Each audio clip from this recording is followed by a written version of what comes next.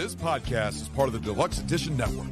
To find other great shows on the network, head over to deluxeeditionnetwork.com. That's deluxeeditionnetwork.com.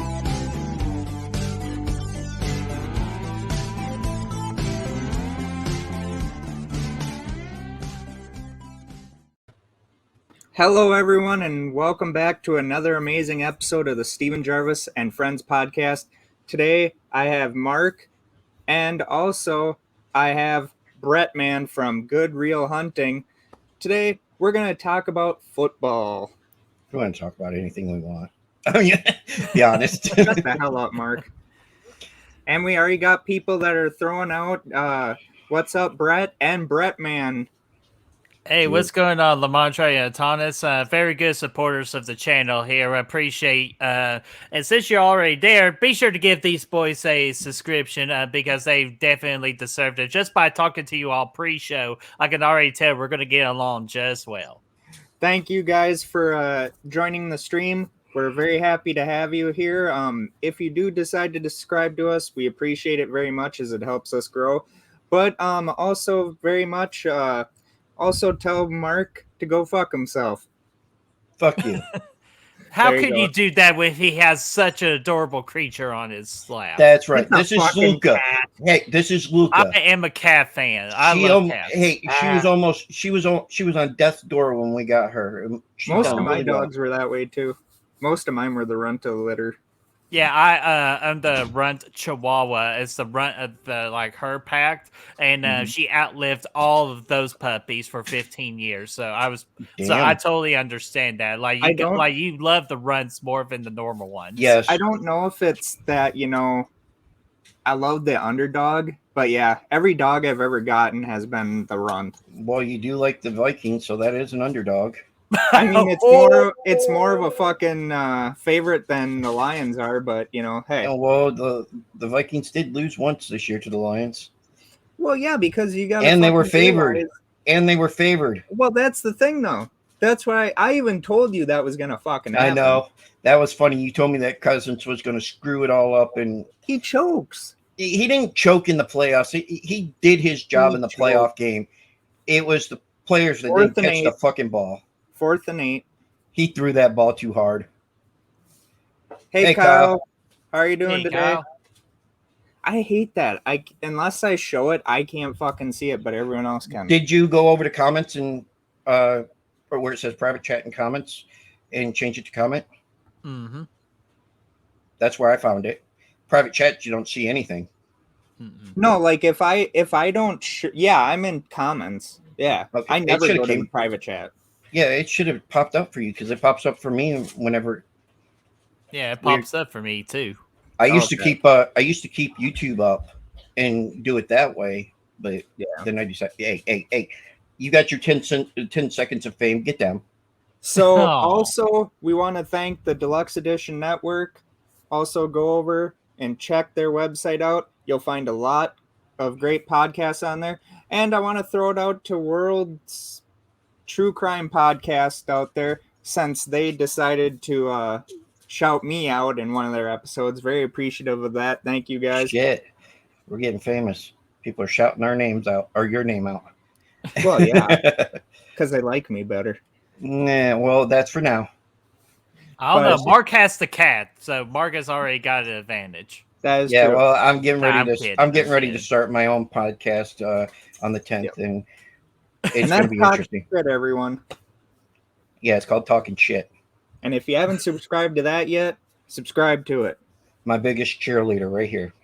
Well, Steven. I told you that was going to fucking happen. You don't like it? Tough shit. I always... That's why I got into the podcast business. I was never about, hey, let's screw everyone else. I've never been about that. Anyone that wants to praise my podcast or the podcast, didn't you get a sponsor here just the last day or so? Oh yeah, W Energy. But I ain't gonna fucking have them put it on the show just yet because I don't have any idea. Well, no, I just wanted to, get people to realize that, go check them out. Everyone though, that's the only thing. Well, that's fine. Go check them out. I mean, it's worth it. Holy shit, we got 3 people watching. Okay, so it's a football episode today. We got a Kansas City person there. We got a Detroit Lions person in Mark. We got a Vikings person in me. I know. I drink heavily. But he doesn't drink at all. Shut up, Mark. But he smokes anyway, a lot. Well, no, I actually stopped smoking weed. Yeah, gummies are better for you anyways. Oh yeah. But anyway, and more delicious. Yeah. But anyway, we're here to talk about football. Since you're a Kansas City Chiefs fan, tell us your favorite Kansas City Chiefs moment. Favorite Kansas City Chief moment? Yes. Man. This one's probably not like your big impressive one, but it's just when Eric Berry came back from cancer and played football again. Yeah. I like just when nobody gave him a chance to play football. Like, he wasn't the same player as he once was, but man, I give credit to that dude. First off, he was definitely on track to being the greatest safety of all time. That's how talented he was. Yeah. But it's just, again, when cancer happened, life happens. So for him just to get back out on the field was just so amazing. And I'm pretty sure we won that game too. And he locked down Gronk. Yeah. So like, he's the only safety I know in this entire NFL era. He was the only one that can shut down Rob Gronkowski. Yes. So I just give it to that moment. When he broke down crying at the end, it was good. Hey, and, Tommy Knocker, I'll show you a jobber. Yes, I dare you to rewatch that match. Oh my Tommy gosh. Knocker. How about let's not rewatch that? Let's not rewatch that wrestling match because there wasn't much in that match. No, I'm a wrestling fan too. So. The Alexa Bliss though, of when she was with the Fiend.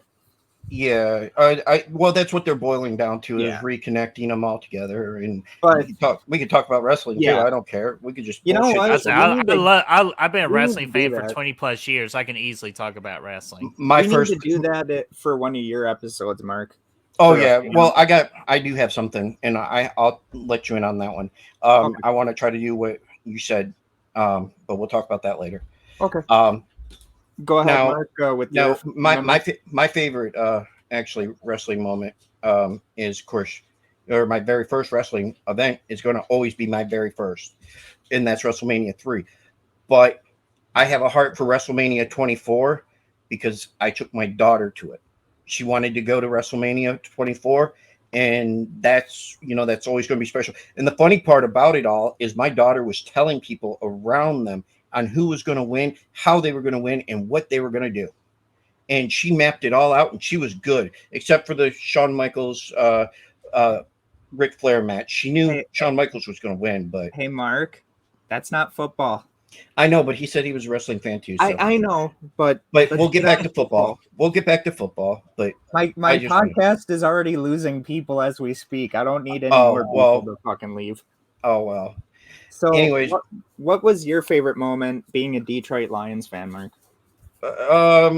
Mike Utley, after he got hurt, he got paralyzed, and they brought him back for to cheer him on and stuff like that. And it was during the 91-92 season when they went to the NFC Championship. Yep. They won 2 years. Yeah, and that was one of the best feeling I had as a fan, because it shows that it's not just about the players; it's about everybody. Well, now it's about just the players' egos. It ain't about a team sport anymore, unless you have a team like Kansas City or the Bengals. Yeah, my favorite moment as a Vikings fan. That. I would say the year we got Brett Favre. The first game he played against San Francisco when it was like down to the fourth quarter and we were losing, and he just rockets that ball to win the game. And I think it was Greg Lewis or some unknown receiver catches it, drags his feet, and it looked like he went out of bounds trying to catch it. But no, he literally dragged his feet and still caught the damn thing to win the damn game. And it's like, holy shit. And then, of course, the Saints game where Brett Favre just kept coming back. Right. What about your overall? favorite moment? Since I was born in 93. You could put anyone because all of this stuff's on tape now anyways, but I know, but it's kind of hard to say that because it's like, yeah, I mean, I've watched it, but I would say my overall favorite one was the Minneapolis Miracle. Mm-hmm. That's what I was thinking. Because we weren't supposed to be there. Sam Bradford had beaten the same New Orleans Saints week 1, but because of his knees, wasn't able to. So then Case Keenum comes in, and he got a lot of shit when we lost, even though it wasn't his fault. But he rallied the team, and that's all that mattered to me. It shows you that, and this is the thing about the Vikings. They go on runs. Like you look in 69, we had Joe Cap as our quarterback, number 11. The first year we ever go to a Super Bowl, of course, Brett's Kansas City Chiefs end up killing us in Super Bowl 4, but to have a guy that didn't use the laces to throw a football, but pretty much they say, you're the team MVP. He walks up to the podium and says, now, I know for a fact there's not one most valuable Viking. There's 40 of them. And put the team MVP down and walked away. He couldn't accept it. That shows that he was a team player. On Joe Cap all they want, but that right there shows me that he was a team player. It sucks how his career ended with Minnesota, but it is what it is. Mm-hmm. So you agree with him? That's your pick too, Brett? For the Vikings Miracle, yeah, the Vikings Miracle, because like it was just the most astounding thing I've seen in a playoff game. Figure like the Saints must have taken like a pay cut or something like that for allowing that to happen in the way that it did. But it was still a special moment with Stephon Diggs still making a name for himself, throwing his helmet right up in the air. Like it was a special moment. And a good buddy of mine from high school is a huge Vikings fan, and he was freaking partying like, "Yeah, baby, we're gonna win the Super Bowl because of this. This is gonna be great." And then the next round happened. When they kicked the field goal to go up and then the Saints kicked the field goal, as soon as that guy was near, as soon as we kicked that one field goal to go up the first time, my dad's like, watch him miss it. I told my dad to shut up. And I just got down on the ground and I said, come on, just give us one. And then it's like he drills it. And then when our defense can't stop the Saints, they're getting tired. And Zimmer not calling timeouts to preserve the clock and all that. It was like once they kicked that field goal, I was kind of like, I was like, here we go again. It's another one of those Vikings things where we get hot and then we lose it. But then before that play, I told Alyssa, and Alyssa can even agree with me when I say this, but I pretty much said Case Keenum is coming up to bat, his last at bat. Can he do it? Can he prove all the doubters wrong? Can he show that his career up until then wasn't his fault? He went to shitty teams. They never built around him. And for him to just whale that fucking thing, and of course the catch, Stephon Diggs making the catch, the defender missing him. And as soon as they scored, you hear some of the announcers telling Stephon Diggs to get out of bounds. I said, no, run your ass in that fucking end zone. Mm-hmm. Don't fucking put it in the hands of the kicker. Go. And you see all the fucking Vikings people on the sideline just pointing at the end zone for him to go to it. And I was so happy that I cried. Mm-hmm. No, I know the feeling when the Chiefs won the Super Bowl a couple of years ago. Dude, I bawled, man, just because I finally had a personal favorite team win a big-time championship. Especially just the route that the Chiefs took during my time as a Chiefs fan, where we went from 2-16. Unfortunately, a player committed suicide at the stadium and everything like that. After we could have just sucked for eternity. But instead, we picked ourselves back up. We went back to work. We got blessed that the Chicago Bears didn't select Patrick Mahomes. Mahomes, and we Reid. freaking got him. And then just to go on that and just bust our tail, work hard, and come so close, but then to finally get it after that Damian runs breakthrough for a touchdown, man, that was just a great night in general in Miami. Andy Reid, Kansas City is the smartest team just for getting him. Mm-hmm. Oh my God. It was I was so excited. I'm like, dude, if they allow Andy Reid to build his vision, we're going to be so damn good. And he goes out and he gets Alex Smith. Brilliant. And then he revitalizes Smith's career. Yes. Until we drafted Patrick Mahomes, and he legit took Alex Smith out of town. And unfortunately, the whole incident with Alex Smith and his whole leg injury, which is so damn sad. I was because happy Alex Smith is one of the most underappreciated quarterbacks in NFL history. Oh, I was happy when he came back on the field and was able to at least end on his own term, not just I was about to say he didn't come back that game. No, hell no. He was Joe Theismann that day. Year and a half later, or something like that. 2 years. I think like a year and a half or 2 years later. Yeah, I was so happy, and plus, you got to admit, Kansas City has had a lot of good Hall of Fame quarterbacks walk through there. Joe Montana. Mm-hmm. Yeah, Joe Montana, Lawson. Yep. Yeah, especially we're dedicating this whole season to him. If you see our decals, we did put the number 16. And then you saw from the preseason game, we did the special huddle style that he was known the choir huddle. Yeah, and just hopefully we can really finish it off with a Super Bowl this year in the name of his honor. And plus, I just fucking hate Philadelphia so much. I had an argument with one of my buddies on Sunday because he was so proud how they won. It's like, how could you be proud of winning when you know you didn't beat a team at their best? And not only that, acting like a bunch of damn fools while freaking doing it. It's just the most saddest thing I've ever saw in the freaking championship game by just like a team that how they represented, how they carried themselves in Philadelphia. And it's really sickening, to be honest with you. So I really hope my Chiefs get it done. Like, to me, this is personal in a way. Oh, I'm cheering for the Chiefs. Oh, so am I. Even though I don't think that they're going to pull it out because of how damn good the defense is for the Eagles. Yes. And I got a counter. To that, though. The Eagles defense is great, but have they ever played a very damn good offensive lineman in the Chiefs? And B, this is the big one. Have they really played an elite quarterback? Exactly. So that's why I've been telling people 2 weeks, you are right. The Eagles better be praying that Patrick Mahomes ain't 100%.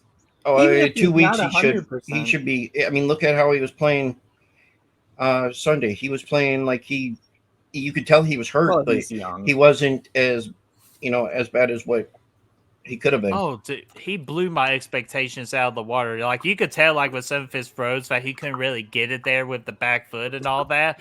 But him just to freaking try is so damn impressive because, again, high ankle sprains take like 4 to 6 weeks, depending the severity of it. And for him to legit 8 days and get back on that field, AFC Championship, where everybody's saying, "Oh, you can't beat Joe Burrow head," and he freaking just goes out there. And plus, with players around him just dropping like flies, like Juju Smith-Schuster dropped out, Tooney dropped out, Nicole Hartman, Travis Kelce with a back problem and wasn't as explosive as he could have been, and still beat the freaking Cincinnati Bengals. That's why I'm saying, Philadelphia, 2 weeks, be praying that we're not healthy, because if we are, good luck. What about the let's see here. What about the 2 calls that the hitting Patrick Mahomes out of bounds, and then intentional grounding by both quarterbacks, but only one was called? Okay, I do have some explanations for that. Which one do you want to hear first? Let's go with the roughing the roughing the player, or just the personal foul. That one.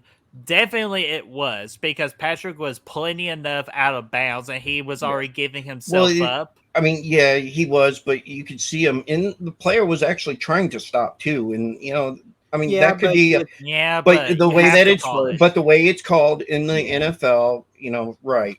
But that's what gave them the chance of winning the. But now, what about the intentional grounding? Yeah, and the other thing too, for the Cincinnati player, I forgot his name, but number 58. That's all I know him at.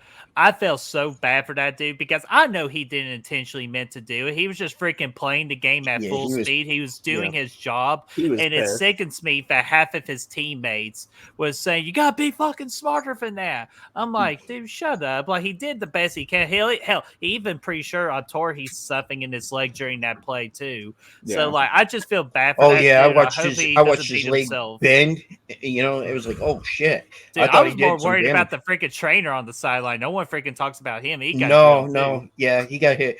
But man, I watched his leg and I was like, oh man, he's got to be hurt. I Oh, gotta dude. say this about Burrow though.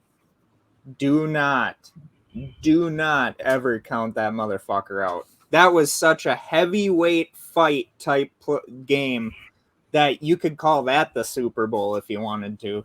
You Because really could. I don't think Philadelphia is going to be able to pull it off. I mean, even if Patrick Mahomes is hobbled, that motherfucker could still run, make you think he's going to go to one receiver and just throw it no looking. I mean, Well, I don't want him and to do it in people the Super bitched Bowl, about but that. like I just want him to go out and win and just play no Oh, they fancy will. stuff. They I know will. we'll do fancy stuff because that's just in Andy Reid's nature. So, Yep. But to answer the second question with the intentional grounding from Burrow, the first couple of times he did that, there was his running back was in like the area where it was okay to do that. Yeah. And even though I was kind of saying the whole game, he better be careful. They're going to call one on him, like for doing that. If they does have a running back, but that particular play, he absolutely had no running back. The tight end was a good 5 yards steep, and he threw it at the lineman's feet. That's more than 110% the definition of intentional grounding. Yeah. Okay. Because I'm not disagreeing with you on it. I like thing I hated was the whole clock situation. In fact, gave the Chiefs a second chance, and then they threw that pass interference. That was really unfortunate. As a Chiefs fan, I'm pretty sure I'm the only Chiefs fan that's going to admit this. I didn't want that. I wanted to see what could have been. I wish they would have handled that clock situation a lot better. But you know what? Referees are human too, and they do the best they can. Well, the NFL only has part-time referees. They don't have full-time. referees. Yeah, I know. How about you fully train? How do you fully train them, give them benefits and all that? Yeah. Well, because I before we came on here, I looked on yours and I looked on your I think it was Instagram. I think it was. I was scrolling through it and I noticed that you were a Chiefs fan. And then I believe you put enough with this fake conspiracy stuff. I think that was what it was. I was just it's honestly this year is where I just finally just start paying attention to things. It's just it's there. If you really look hard enough, the NFL freaking rigs it, man. They really do. They do. Especially, I'll tell you this: like a lot of people say the Chiefs and Bengals game was fixed and it was rigged. I personally disagree with that. I felt like the Bengals had plenty of opportunities, the same thing as the Chiefs, and both teams just didn't capitalize on some of those. So I felt like just the Bengals made the mistakes at the end, and they punished for it. So it's just who doesn't make the big mistakes at the end. But the Eagles and the Niners game, dude. As soon as Purdy got hurt, it was game over for the 49ers. Even though that defense still shut them down as best they could. But it's just unfortunate they didn't have a quarterback, and they were throwing all those flags to give the Eagles. Like half of the flags, they were right. But they obviously missed the holding call when Jalen Hurts broke through a goal line thing. And then just the whole roughing the kicker or roughing the punter, I think that was complete BS. The guy was pushed into him as it was. And he was so close to the punter. How are you expecting him to move? Like, you know, like you just that's called NFC Championship football, and you gotta let those Well, players play. I like it when they let them play, especially when you have the wide receivers out there against like the safety or whatever, and they're going at it trying to, and you're like, man, you see it right there. It's holding right there. It's pass interference. Oh, screw it. Let them keep going.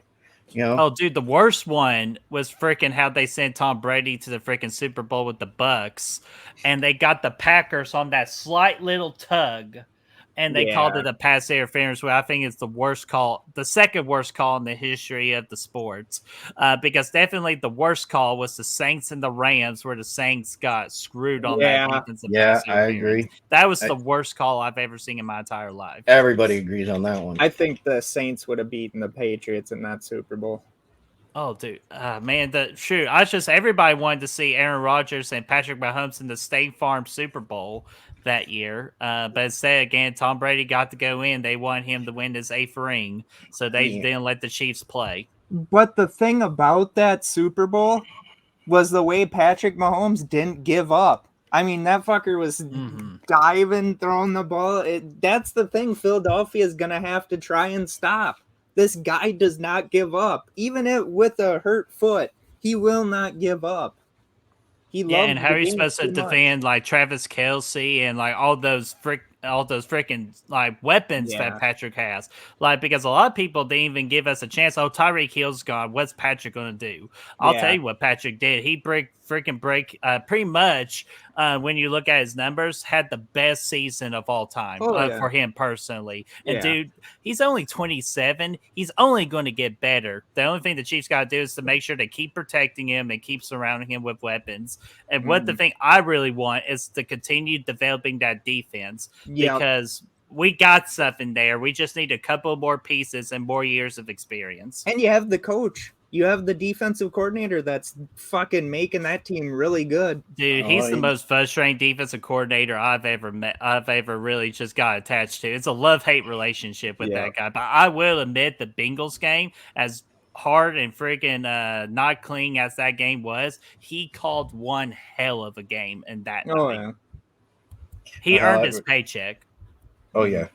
I could have went with either one, the Bengals or the Chiefs. I thought the Bengals were going to pull it off because they had the hot hand. I thought so too, man. And with Patrick Mahomes, even though they said he was looking good and all that, we didn't know.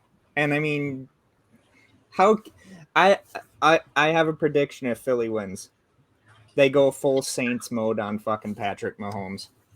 And Philly will do that. Philly, I could see their defense doing that. You know, the only reason why I would want Philly to win, no, not this year. I mean, the only reason why I would want them to win the Super Bowl is so Slay could have his ring. Yeah. That's the he's only a hell reason. of a player. Yes. He is. I don't care about Sue. Sue's already got a ring. I don't give a shit about him anyways. I've never been. But I'm not a Philly fan though. I don't Their care fans for them. just piss me off. Bad. Like, they're the most obnoxious people. Again, like I said, I talked about my buddy who I had a heated argument with, and I went to high school with the dude. We were pretty cool. But until just that one, how he was just so proud how they acted and how they just beat a freaking 4th-string running back quarterback. Yeah. Like, it's just like, how can you be proud of that? Like, honestly, like, I'm glad your team went to the Super Bowl, but it's just, how can you if I were a Chiefs fan and that happened, like to Joe Burrow, I'll be glad to go to the Super Bowl, but I'd just be so disappointed that we just didn't beat a good team at their best. And that's what Joe Burrow would have been like. He wants Patrick Mahomes. He wants these heavyweight fighters in there. Mm-hmm. And that's why Patrick is the same way. That's why I said with the NFC, you don't really have that anymore. Aaron Rodgers is on the downswing of his career. I hate to tell it to anyone that loves Tom Brady, but from the last couple of games he played in, he did not look good. No, Tom Brady's right. He should go, in my personal opinion. I hate that dude so much. I think you should. I think you should play. This game. I think you should be able to play as long as you're able to do it. Yeah, that's fair. Okay, I'll give him one more year. If he can't play up to what he should, then it's done. He should say, "Okay, I'm done." It's already done. And Father I Time never give lets him. Not you if he go. goes You to are the aware that 49ers. a lot of the Bucks players were hurt too. That The doesn't go-to, matter. but you got to let him. Let him figure out himself that it's He's time to won go. Super Bowls with less, Mark. Oh, that's true. But we're talking about. I mean, I can't believe that they fired the damn offensive coordinator, or no, the coach, Yeah, and the OC. Yeah, Brian Leftwich. yeah, that was stupid. Why fire him? Blame him for your offseason. Well, you had hurt players. It was your job to They teach couldn't these players. blame Brady, so they had to. He was the scapegoat. For better or for worse, he was the scapegoat. Unfortunately.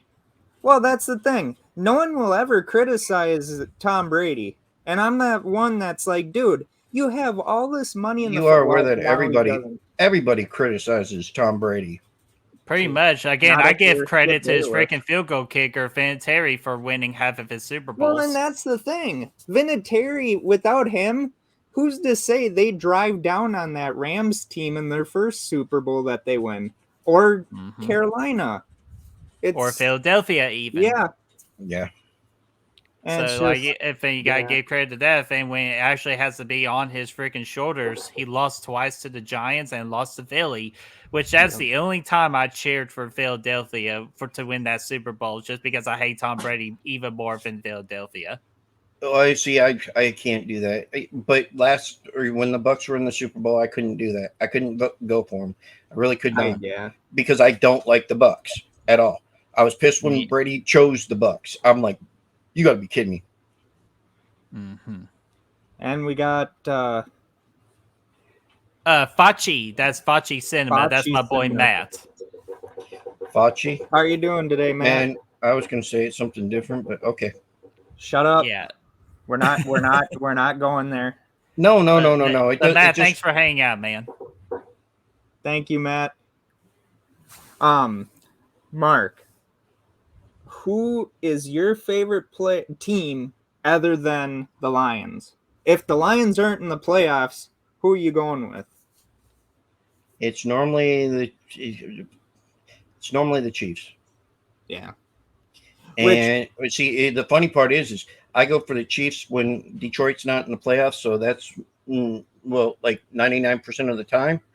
Yeah. But my wife goes for the Saints, and my kids or not all my kids, because my daughter's the only other one that likes football, and she found a new favorite team, and that's the Bengals, because Joe Burrow is so hot. Knew it. Joe Cool. I'm like, you gotta be kidding me. But yes, because of Derek Thomas, that's how I became a Chiefs fan. Priest Holmes was my scapegoat of being a Chiefs fan. It's too bad though. Dick Vermeil had Priest Holmes, but he could never get that defense, and he could never find the right quarterback to get them up. And had he done that, they would have won They would have won a Super Bowl. I mean, the Chiefs have always had great players, but they've never had the consistency of what they do now. Well, that's what I'm saying. You had Priest Holmes. I mean, granted, yeah, when you had Derek Thomas, you had a great defense then. They thought, in course, after Joe Montana retires, then it was Elvis Gerback, Rich Gannon was a great quarterback. I mean, the Vikings gave up on him way too early. I think the Raiders did too. Oh yeah, definitely he the was Raiders injured did. The last year before he retired. God, sorry. I'm having a daydream right now. Just a what if scenario if Jamal Charles was playing with this Kansas City Chiefs team. Oh, he'd be unstoppable. Oh my God! Priest Holmes too. Like, my God, we'd be unstoppable. Could you imagine Patrick Mahomes with that Chiefs defense back in like the 60s with Buck Buchanan and all them? They'd be unstoppable. Well, remember, we've also talked about this before. Hold on. I'm just saying, back then they had to be. I still think that back then they had to be stronger to be the ability to do what they did, because they don't have these rules that they have now. So the question would be, would he be able to withstand it of being a player of then what he has of the rules now? Well, that's the thing. With the rules back then, you could literally mug a wide receiver. You could kill the quarterback. I don't think, people can hate me. Tom Brady fans can hate me. Skip Bayless can yell at me and say I don't know what I'm talking about like he did to Shannon Sharp. But you know what? God. Honestly, Tom Brady could not play back then. No. Because they would have killed him. Name a quarterback in the past 5 years that could play back then that could play back then. Mahomes, maybe. See, I don't even think that either, to be honest with you. Again, as much as my pride is, man, I think Joe Burrow can. Yeah. Because he just is so calm and cool and collected that I feel like that kind of cockiness to him fits in that style of the NFL back in the day. Granted, actually, you know what? With Patrick Mahomes, I don't think any coach would have put up with him doing what he does. I mean, when he first came in the league and was doing that no-look pass, you had every fucking announcer out there fucking bench him, get rid of him. He ain't good. It's like, and now they're sucking his ass. It's like, really? That's just why Andy Reid is such a freaking great coach that he is, because he gave a chance to see if that actually worked. And when he realized, hey, we got something here, he just changed his whole complete playbook to fit with Patrick Mahomes and his team. So that's why, again, Andy Reid is definitely should be considered one of the great coaches of our time. Yeah. So now I guess it's up to me. Another team I usually root for, even if the Vikings are in the playoffs. It's kind of hard to say because I don't just love one team. I mean, with what Detroit is doing now, they should have been in the playoffs. Seattle had reason if to it be wasn't for them not coming together until after that. Yeah, but then they had no right being in there. Seattle had no right being in there. Yeah, but come on, Geno Smith did great this year though. But he would not have been done good, and the other shit. Seattle would not be there if they did not have Walker. Yeah. He's great, and that defense too. Yeah. He was a great running back, or he is a great running back. He's up for Rookie of the Year also. But I still think Detroit got screwed. Actually, answer that question real quick. That's actually an interesting question. Who do you think's going to win Offensive Rookie of the Year? Because I think on book it should be Walker, but with what Purdy did in those freaking 6 games of his, it's hard not to give it to him. Wait, are you talking Offensive Rookie of the Year or Offensive Player? Offensive Rookie of the Year. Oh, Purdy. I think Purdy should. I think he should. But then again, Walker did great with less. Yeah. Mm-hmm.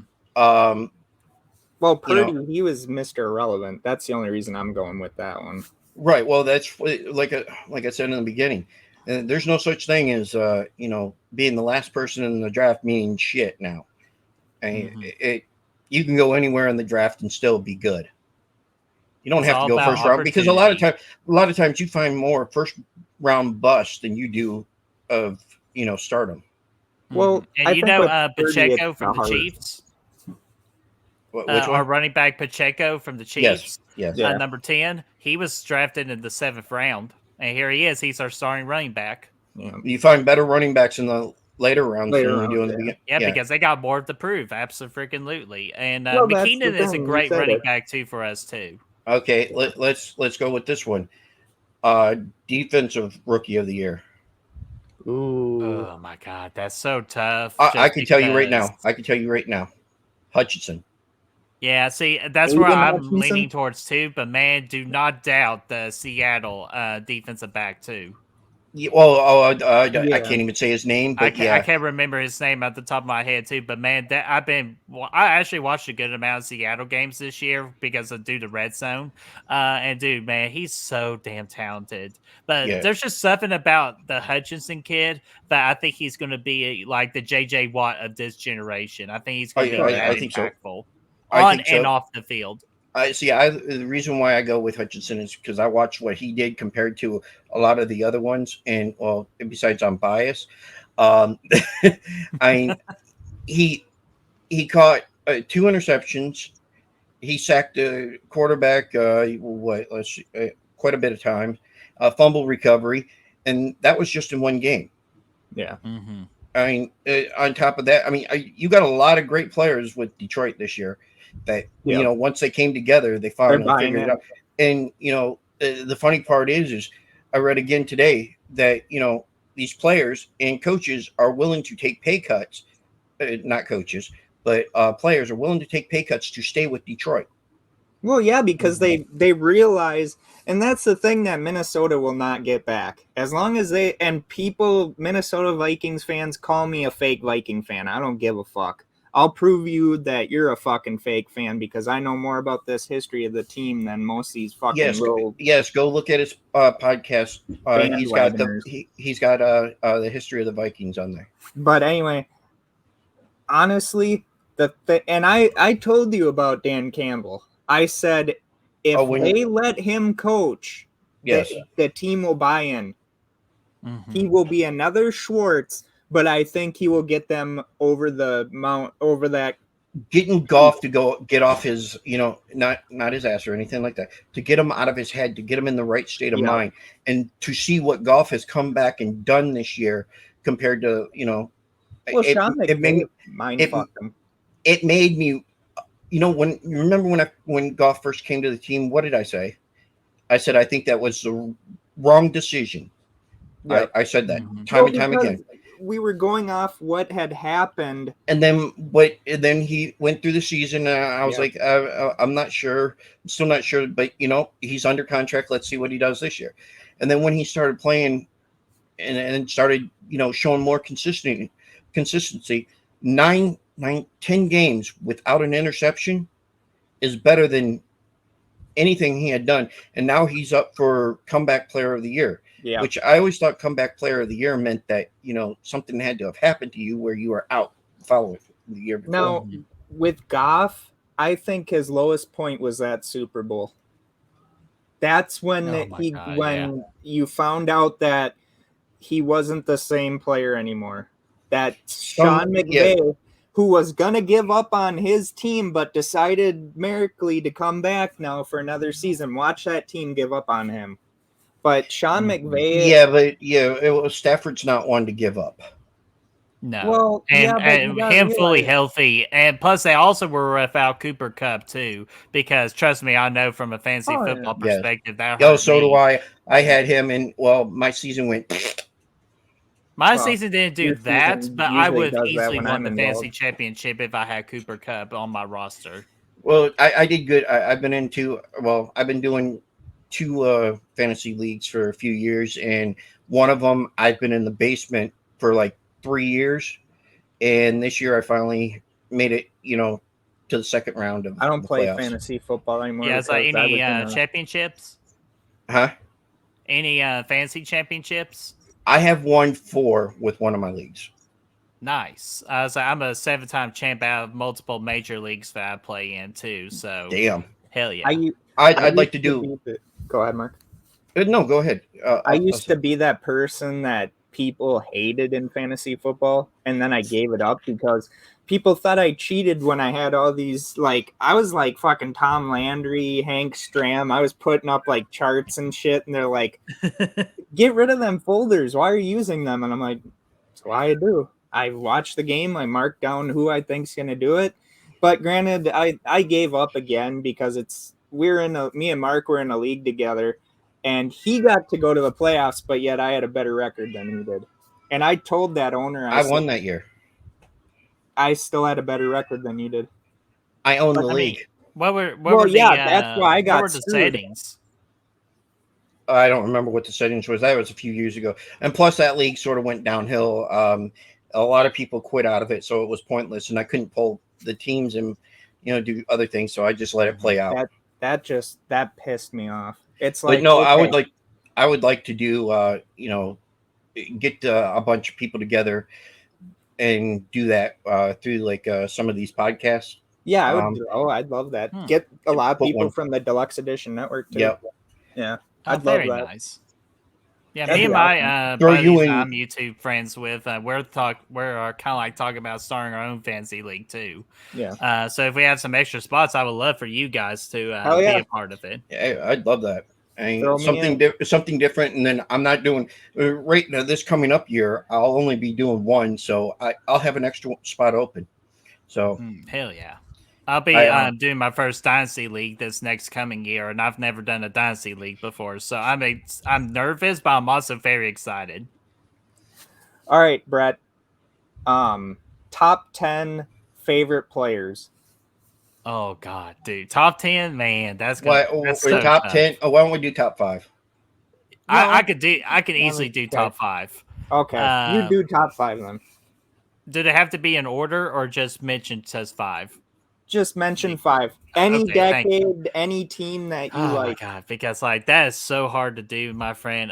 Like just to put, because again, there's just so many great players. Just to name some on top of my head, the 5 best of all time for me personally. I know it's still early, but you got to add Patrick Mahomes for me. Just what that freaking guy does on the field to keep his team in the damn game is astounding. So he is in. I'm a Tennessee Volunteers fan, so I got to add the Sheriff, Peyton Manning, onto that list. Definitely, if he was on the Patriots, he would have won 10 Super Bowls over Tom Brady's dumbass. So, yeah. It's just unfortunately Tom Manning had to put in a lot more work and carry his team, with exception of the Broncos, because they actually built around him and all that, too. So, it was once easier they got for him. Tony Dungy as head coach for Indianapolis, he built that Oh, team we all know around Peyton was the coach. He was the coach, the offensive coordinator, the quarterback coach, the player. He was pretty much freaking Jackie Moon from Semi-Pro. He was freaking Dungy everything did in help Indianapolis. that team out. Just having his name there, people wanted to go. Yeah. Mm-hmm. Dungy brought that defense. I mean, Dungy, the year that the Bucks won, it was because of Dungy. Yeah, that team was done already. You know, Chucky didn't have a reason to win that one. He didn't win it. Yeah, he did. He wanted to show up at Al Davis. Right. Well, he didn't. Technically, to me, he didn't win it. I mean, Dungy won it all. Well, that's because just that was his team. That's like they say the Ravens pretty much won Cleveland their Super Bowl. Because Okay. Well, hold on. We sort of interrupted him. Yeah, sorry. We have a habit of it's doing, okay. We have a habit of doing that. I'm here for the ride, man. So I got Patrick Mahomes, Peyton Manning. Definitely gotta go with freaking Randy Moss, man, just because he was just a freak of an athlete, of a wide receiver. Definitely have to go with Ray Lewis. Definitely one of the most baddest dudes you will ever meet, while also being so fun and entertaining. And the 5th one, it's a little bit of a shock. Oh, actually, I know the 5th one, and I'll give you an honorary mention too. 2 honorary mentions, really. But my number 5 is Eric Berry, just because, again, he was on path of being the greatest safety ever. Kind of like with the Ed Reeds and all that. It's just unfortunately cancer happened. But the 2 honorable mentions, real quick. I was a big early Dolphin, like late 90s, early 2000s Dolphins defensive fan. So I love me some Zach Thomas back in the day. Yeah. So such a damn good player. And then another one who retired too early, but I give the man respect for him to do that. That's Patrick Willis for the 49ers. Yeah. That was a bad dude right there. I think what happened with them having such a run, and then of course Kaepernick happening, I think that kind of just took it out of him. Mm-hmm, yeah, like it was just a bad situation, but he was just it's pretty much Ray Lewis passed the torch on to him, and I feel like a lot of it was more like due to injuries and how concussions were so big during then. So I respect that man for making that decision, but man, what could have been with his career, man? Yeah, I agree. And no, Mark, I'm not saying I like Kaepernick. Oh, I never said that. We both know how well you love him. I fucking hate that guy. And it's not because of his views. It's because he gets too much fucking credit for what they did that year. Oh my God, so bad. I'm like, why don't they give him an opportunity? Is it because of this? Is it because of that? I'm like, no, because he just is not a good fucking quarterback. Like, it's like, why do we have to include all this? Why can't we just do his on-field thing? And he had a really damn good nobody defense, likes to hear and that's that. carried him. That's like now the big topic of debate now is it's historical because it's now 2 black quarterbacks. Why? Which that's awesome. I didn't realize that. Well, see, here's the whole thing I look at. Quit putting it in the. Why keep putting it in the media that it's black? Why not put it 2 elite quarterbacks? Yep. Instead of saying black. The only problem with that is I don't consider Hurst elite. That's the only reason. I mean, but you know what? He's got his chance in 2 weeks. And then it's just about it's always. The media is one of the things that always pushes that. Well, it's just the way the world works now, unfortunately. Yep, I know. Doug Williams, I give him the biggest credit because they asked him that question after he won the Super Bowl against the Broncos and John Elway that year. And he says, they asked him, well, how long have you known you've been a black quarterback? And he's like, why does it matter when I'm a quarterback? Yeah, I may be black, but you know what? I'm a quarterback. Why does that matter? Exactly. And coming from a team that they deemed racist, being the Washington Redskins, I don't. But, with all these little whiny crybaby bastards. God, man. Honestly, speaking of like a freaking messed up organization is Washington. Well, yeah. Like if they would just start a Heineke instead of like freaking Wentz, I bet you Washington could sneak into the playoffs too. Yeah, but to have what had happened to Doug Williams leading up to that Super Bowl, to have his whole team say, black, green, red, yellow, whatever, you're our quarterback. They didn't care the color of his skin. And that's what we as a nation need to get back to. Mark? I agree. Top 5. Or you can do top 10. I'm going to do top 10. I'll do top 5. All right. Go ahead. You got Derek Thomas. You have Barry Sanders. You have Emmitt Smith.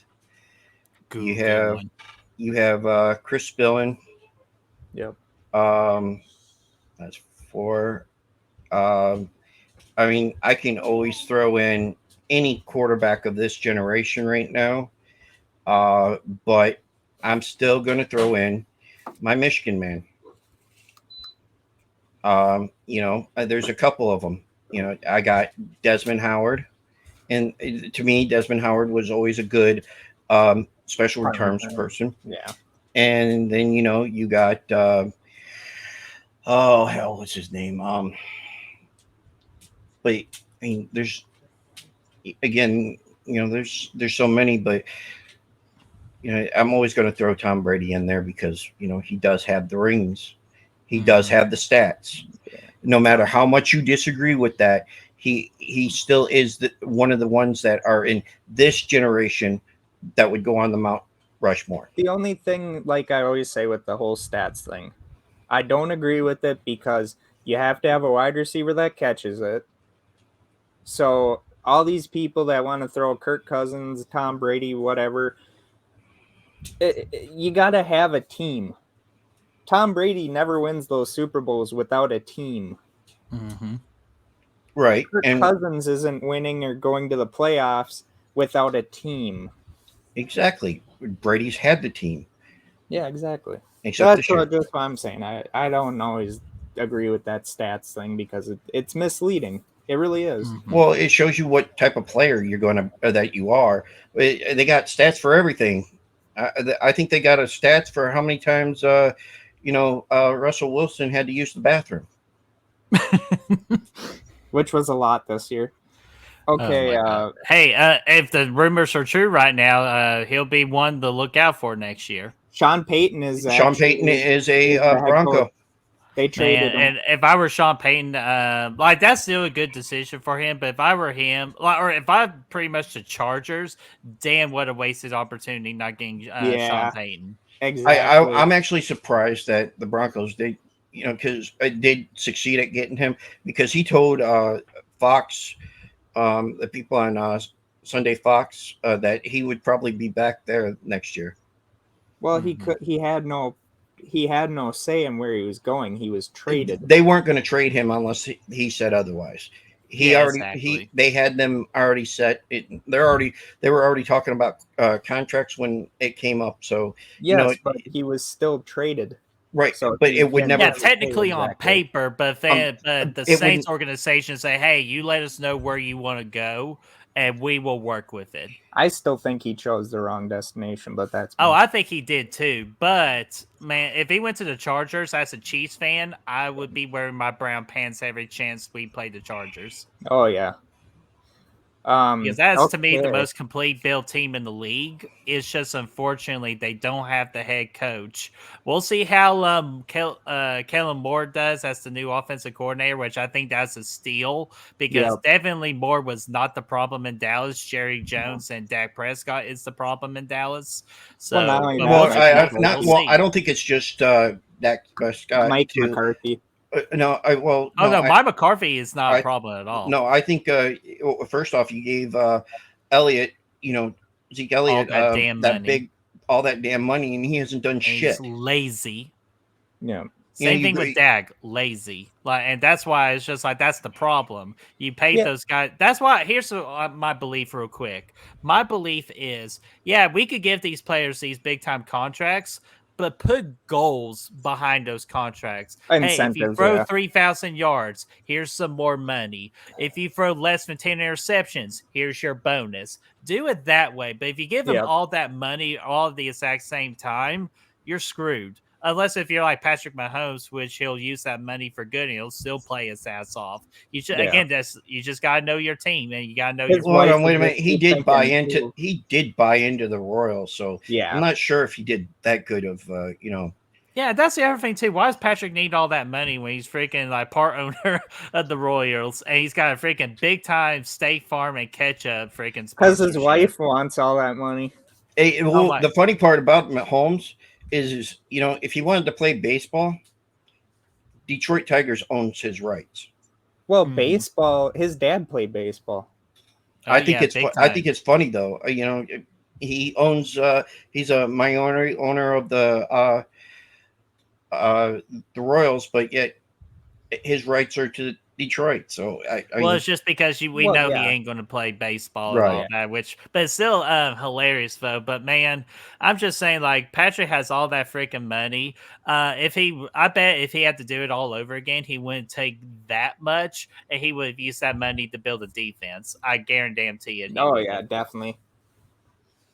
And plus, he's one of those players that I'm sure he would have said, hey, I need a defense instead of giving it all to me. How about we spread it around? Oh yeah, if there's a way, it's hard to do it now, but like if there's a way he could restructure his contract, I would think he might would have done it already, maybe. But again, give it time. Maybe he loves all that money, but you know what? He deserves that money because he means to the NFL. Yeah, right. Well, I don't think anybody deserves that much money. Not playing that. Not playing the game. Right? You want to give some of it away? I'll take a little bit. Ooh, okay. Top 10 for me. All right. We're gonna be here forever. No, I know. Well, number 10, I have to go with Dick Butkus, Chicago Bears. Ooh, good choice. Number 9, I'll go Gale Sayers. Walter Payton. 8, I'm gonna go Randy Moss just because Minnesota invested too much into him, and had Chris Carter been there for longer, you'd have gotten a lot better with Moss. But his ego and attitude changed his career. He didn't really mature until he went to New England.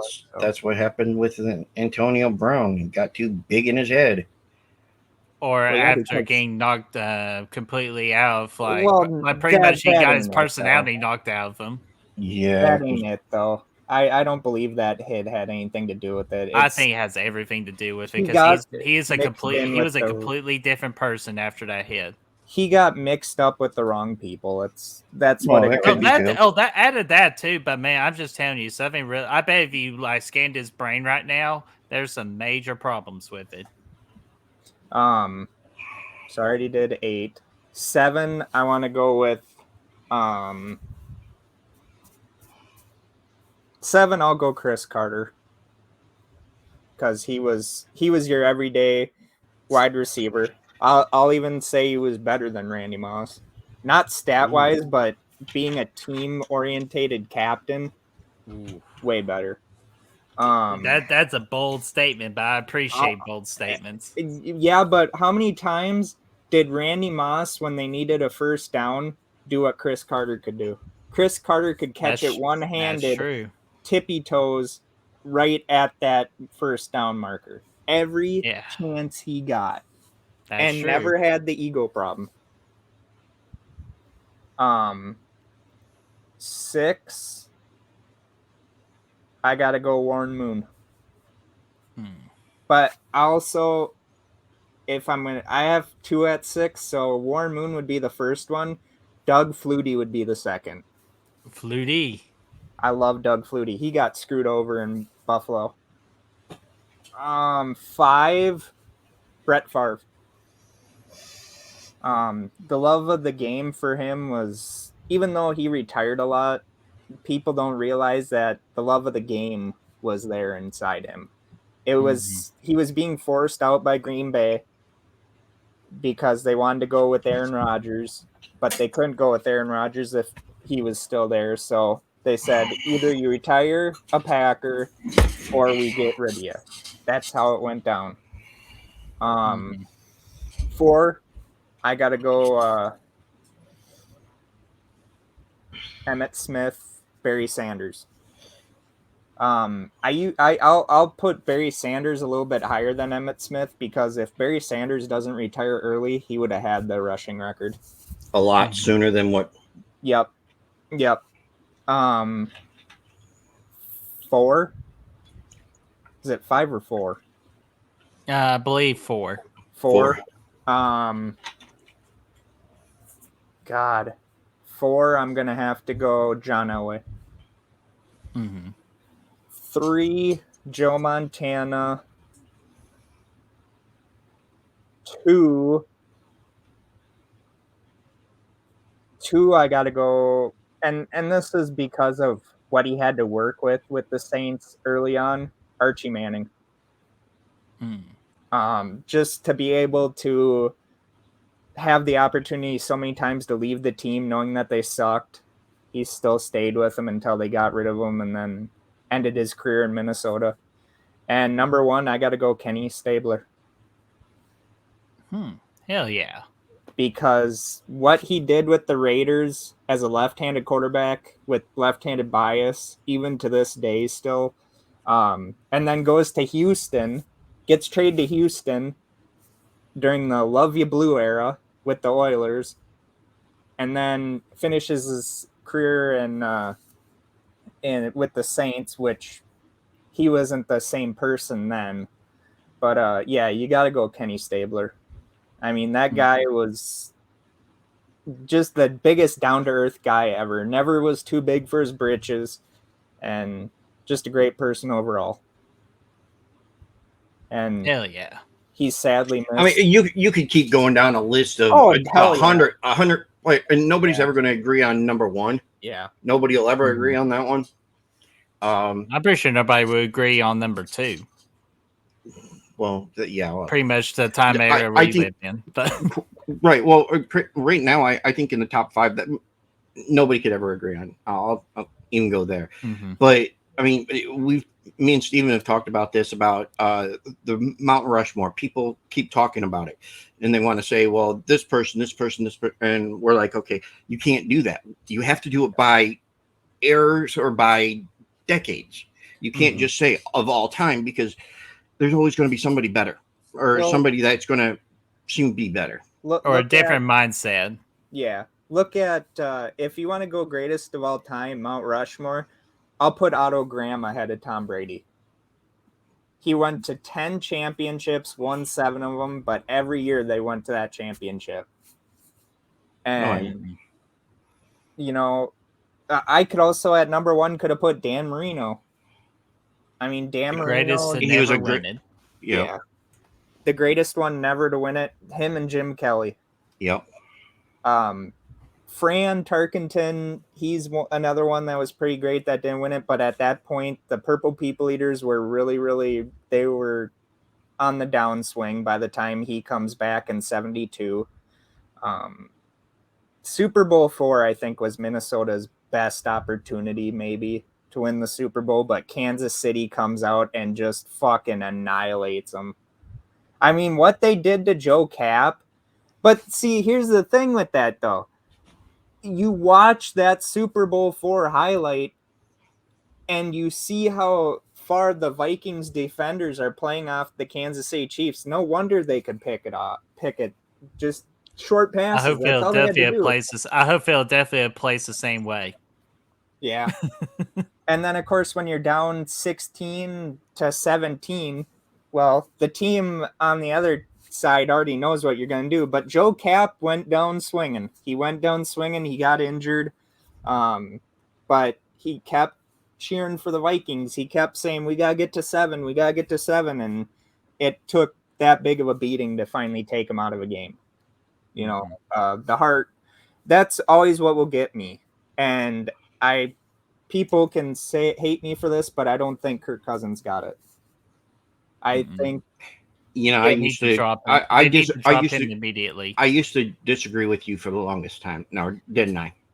I know that, but you know why now, I say that? Now I'm starting to believe what you say. You know why I say that? And I say this to every person that says I'm not a real Vikings fan. The only reason he came back here is because fully guaranteed.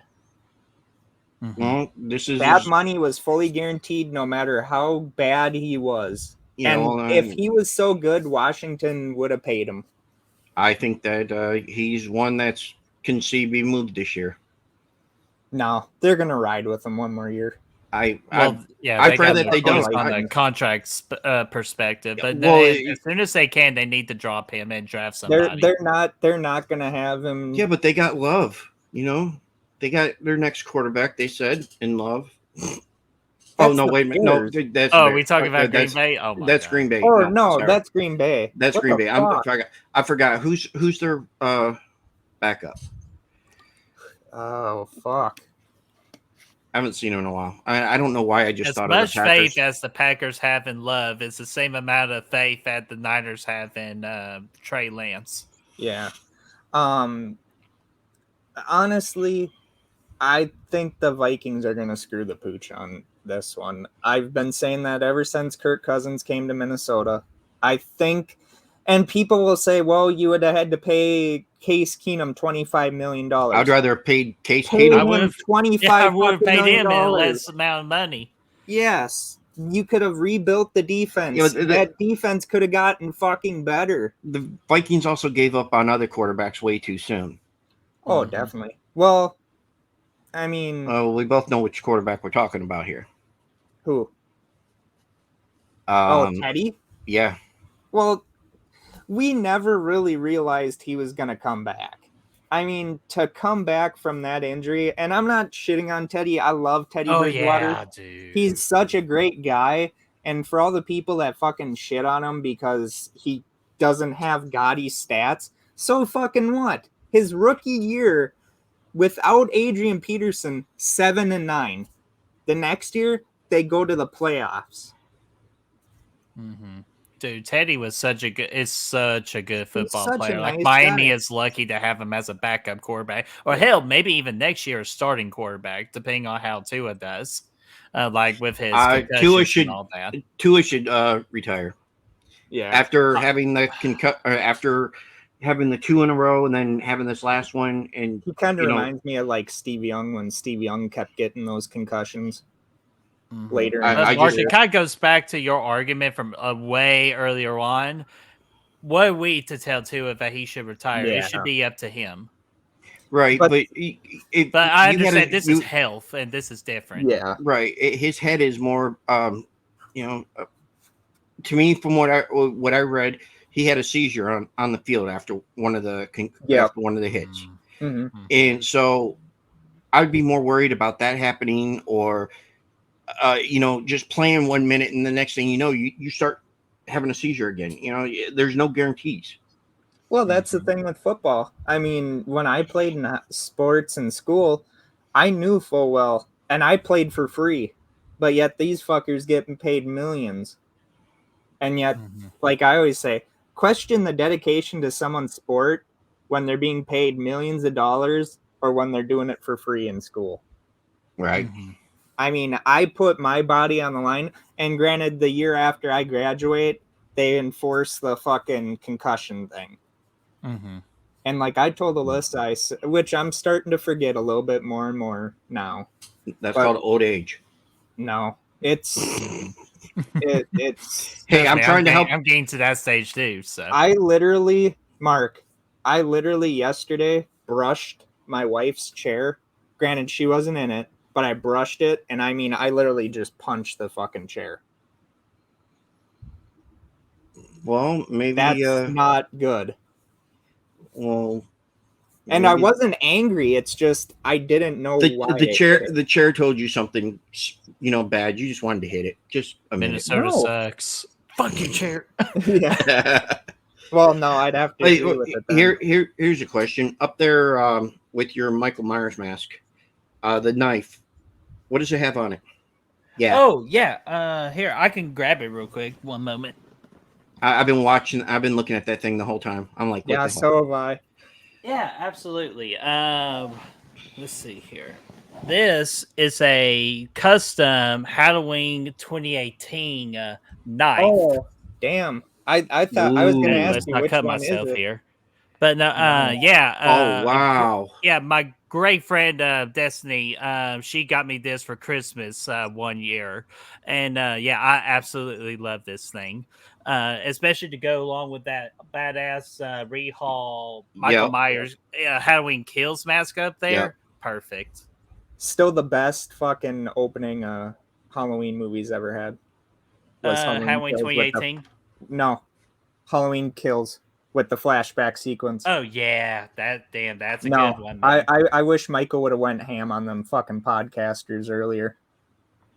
Man, I'll even tell you, I still think 2018 was definitely the damn best one out of the trilogy. I know I love the flashback, but the 2018 one, it just set the tempo of what that movie is going to be. Well, it made me so nervous, and I'm like, damn, I'm getting nervous as this is just the opening. Like, this is the presence. Like, I could just tell these people get it. Until Halloween Kills and Ends happen, and I'm like, no, these guys don't get it. Like, the book was so much better than the movie, and I love the flashback, but the kills really helped out.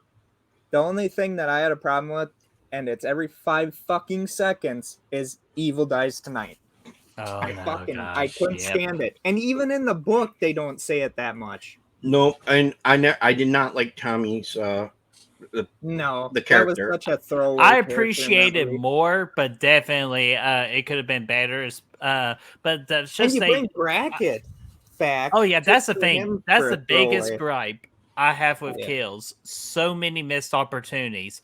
Bracken and Laurie, or using the legacy characters to help build up the newer characters. Just so many missed opportunities. Again, I appreciate the movie, what it wanted to be, bloody, nasty, and great kills. Congratulations, you did it. But you're the second movie of a trilogy. Your job is to go from point B to point C.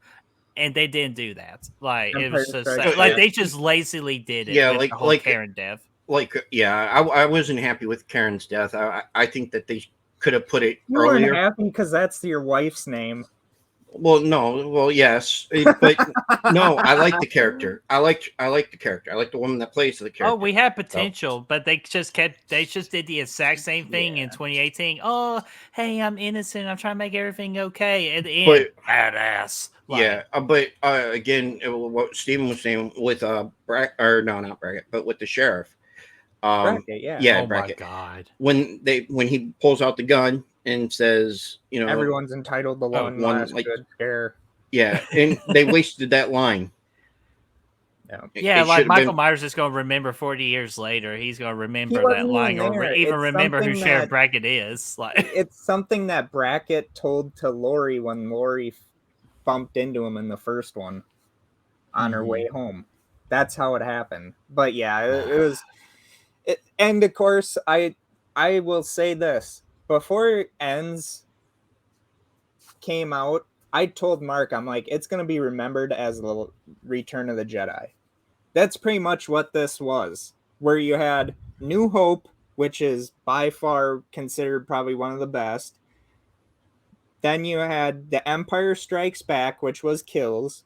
You would get the bad guy wins. And yeah. Then of course, we had Ends, which you said would be more of, Season of the Witch than it would be of. I fucking called that too. Mark's just like, if it is more Season of the Witch, he's like, you fucking called that. And I even definitely had that anthology vibe to it. Yes. Well, I wasn't thrilled with it, but again, you know what? If you go and watch it, as more and more, you get to understand it a little bit better on what they were trying to do. But I still think, I think the wrong person died in it. I think Laurie should have been the one that died and not Michael. Well, I think they both really should say died. he's dead though. Just because they put him in a fucking wood chipper. I mean, can we really say he's dead? They've burned him. They've blown him up. They fucking did everything. Are you gonna say that you're gonna do the the resurrection? Are you gonna do that route where they put the wrong Michael and a different person in there? I'm just saying, with all the things they've thrown at him, people are actually believing that he's dead. Like, they're not gonna make any more of these movies. Bullshit. Oh no! There's other timelines. You can go back and do different timelines, different characters, or just even start or create your own timeline. That I agree. Like I've said, that fucked up this timeline, and Mark knows I hate it. Was what they did in the original Halloween 2 by making them siblings. You didn't need it. You did not need them to be siblings for him to chase her. Yeah, remember that happened when John Carpenter wrote the damn thing, and he had a couple of beers, and I was like, let's just add this in here, see what happens. He didn't want to make it. His hand because he wanted to make the fog. Well, then he got sued by Irwin Yablans, and fucking Irwin said, okay, well, you can do the fog with them, but you're coming back and doing a Halloween 2, or I'm suing you for everything you have. That's why Carpenter had to come back. And he put in that secret killer with the brother-sister angle, too. So, good for him. Well, the angle that I hated that he had nothing to do with was, the whole cult. I could not stand that angle. And again, that was a fucking trilogy. They could never, like I said, 4 was the best. When they brought back Michael, 4 was the best. Yes, I agree with that one. Best sequel or best Halloween movie? No. The first one is the best one altogether, I think. Okay. No, I was just making sure. I was like, first off, good for you because I love Halloween 4, and second, I just wanted to double check. But and sorry for keeping you longer than what you probably want. Oh no, you're good. I had an off day today, so honestly, yeah, we're good. If people could have had it differently, take out Halloween 2. Put in Halloween 4 in its place, and you would have had a much better timeline. But no, the thing that pissed me off the most, and I called it as soon as I remember seeing Halloween 4, granted being born in 1993, I had to wait until I was 1999 for the AMC horror thing to see it. I knew that ending was he wasn't gonna die in the ending of 4. Even though they buried his ass, I knew in 5. Even before I knew there was even a Halloween 5, I said he got out of there at the last second. Oh, you know. And he does. He does. Mm-hmm. And my dad's like, you're 6 years old and you've never seen any of these movies and you already know what the beginning of 5. I'm like, Dad, it's obvious. It's just like Friday the 13th. He's on the front cover of the VHS. Like he's on the poster. Like, of course he survived. But yeah, it's even though God, imagine if they would have gone the route they were supposed to go and let Jamie Lloyd be like the villain and all that. See, I would not have liked. I like Jamie Lloyd's character, I really do. But the problem I have with, the what was 4, 5, 6 one, you know, they they barely used her, enough to, get her out of there and say that there was a baby, and come to find out that it was Michael's baby, and that's where you That was lost me. because of the producer's cut. You would have never known it was his baby without. Right. Well, exactly. But you lose me there, but you also lose me at the cult. And then you get a little bit, and then you go to H2O, which I was excited for. Great. We're getting a new one, and right. And but then it's still good. Right. And then then you get Resurrection, and then you're like, what the hell? How can Michael come back? And then they do this, and we're like, what the fuck? I will never forgive Halloween Resurrection. I don't care how many people like it. I will fight people in the street. And the reason why is you have a fucking rapper karate kick Michael and make him look better than Michael. That is like fucking Corey before fucking Corey. Hey, that's what the fans wanted when they did the test screening. It's like, hey, we wanted more of that guy, and that's what they did. I'll be honest with you, blame us, blame the fans. They need to quit letting the fans believe what everything, because get real horror fans. Don't get these wannabes, don't get the new age fucking ones. Yeah, don't get the ones that go in to see Batwoman and or Batgirl and say, hey, why is Michael Keaton in there and who is he? Stuff like that. It's ridiculous. And that's what screws a movie, and that's what screws everything else for other people that like what they hear and see. Fucking if them little bastards wouldn't have fucked up Halloween 2018, they would have killed Laurie. But they fucked it up for us because they didn't like how they killed her. But she had a glorious death. Fucking she stabs him in the throat, which supposedly was going to kill him, which bullshit. See, she gets stabbed and dies from her wounds. Well, exactly. They both would have killed each other, and that would have been it for supposedly at first. But then they decided, let's do a trilogy out of it, and then you get kills, and then you get. They were going to do a trilogy even before, but yeah, COVID happened, and well, they weren't for sure exactly how they were going to. They were also going to film, kills and ends back to back. But no, they had to, 2018 and kills. Not I thought it was ends, no. Kills and ends. Okay, no. Kills in 2018. But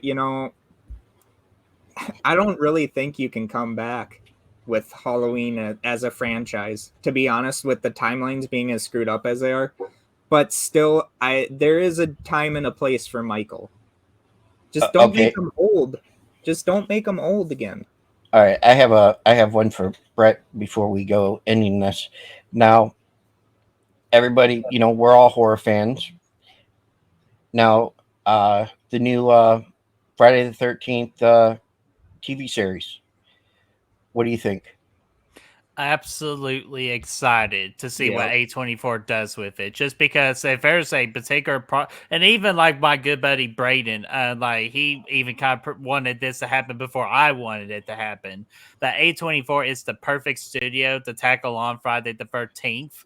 Just because I didn't believe in it, but after the success of X that A24 did, that's where it kind of say, hey, okay, these guys can do a slasher, and they could do Jason Voorhees, and plus, just to go back to the roots of everything, pretty much you're doing everything from a fresh start and a fresh perspective. Not only are you appreciating the older fans, but you're also gaining new fans as well. So I cannot be more excited for A24. Or what about the Crystal Lake show? I'm so freaking excited. Oh, I can't wait. And what about them bringing back Allison, right? The first, How do you think how do you think she's going to pan out in this? Because they said that she has a reoccurring role. I'm wondering if she's going to be like, telling the tale, sort of, or something along that lines. Because are you talking about Alice? Yeah, Alice. Yeah. Oh God! First off, absolutely hate Alice. I really do. There's not a final girl that frustrates me more than that girl right there. But that's not disrespect to Adrienne King, because she was just doing what they like she was told to do and all that. But damn, she was so poorly written. It was so bad for me. From what I read, they haven't said what she's going to do in it, but she dies in the second one, so I don't know how that's going to, Well, they've already said it's going to be a prequel, so what they're going to and Erica's going to be more than one season too. So right, there's 4 seasons. Spread it out. Yeah, they greenlit 4 seasons, but I'm just sort of curious if she's going to be like the storyteller of it, type thing. I don't think she's going to be the storyteller. No. I think what they're going to do with it is they're going to go back in time and tell the story of Kid Jason and Pebble Voorhees and even the famous Mr. Voorhees that we're all dying to know the story of. And the series, the TV series, it's the absolute best time to explore that character. Really, Mark? Really? Sorry, I was looking at something else and that just popped in my head. So if you could pick somebody to play Pamela, who would you pick? Oh my god! The chick this ain't or Mia Goth. Mia Goth, yeah. I've never seen those movies. I don't think she would. I don't think she would do that. No, she's too busy off doing the next one. Yeah. But there's so many different people that they've talked about doing it. I'm just sort of curious because they've already have stuff. They're starting. Jenna Ortega. No, she's too big. I feel like here's the thing too. I think this is your opportunity to build new stars. So don't get famous people. Get actual but you have that one famous person in it. I know, and Jenna Ortega's not that one though because she's got Wednesday. She's got movies. I mean, look at what they did with Bates Motel. That's what originally started a lot of this, off. It started Farmiga or however. Well, they weren't all. Farmiga.